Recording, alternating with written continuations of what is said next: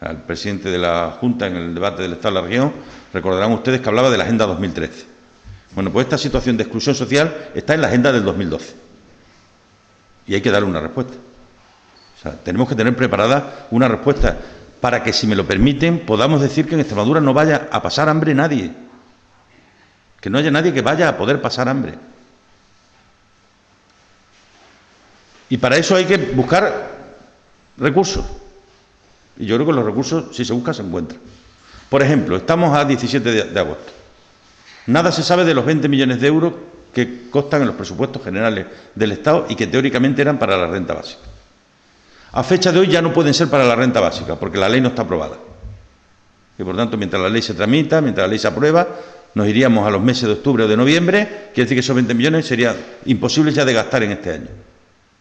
Por eso creo que una buena fórmula es pedirle al Gobierno de España que esos 20 millones de euros que decía el Gobierno extremeño que eran para la renta básica, puesto que así lo había decidido Izquierda Unida, pues que se dediquen a hacer un paquete que se distribuya entre los ayuntamientos de AISES extraordinarias para que los trabajadores sociales, los servicios sociales de base, que detecten el más mínimo riesgo de que en una casa esté empezando a producirse el hecho de que no se pueda comer, eso no lo podemos permitir como ciudadanos.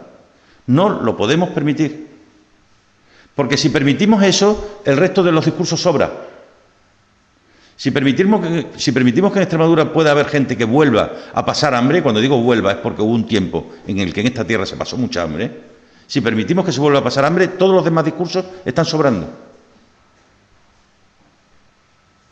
Nosotros vamos a presentar la semana que viene nuestra iniciativa de proyecto de renta mínima de inserción. No lo hemos hecho hasta ahora por respeto al acuerdo PP e Izquierda Unida. Pero hace ya muchos meses que se habló de aquello y nada más se ha vuelto a decir.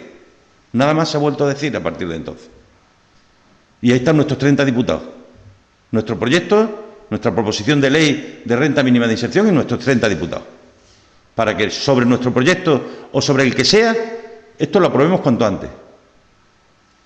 Y además pedir al Gobierno de Extremadura que solicite los 20 millones de euros ya, que están en presupuestos generales del Estado.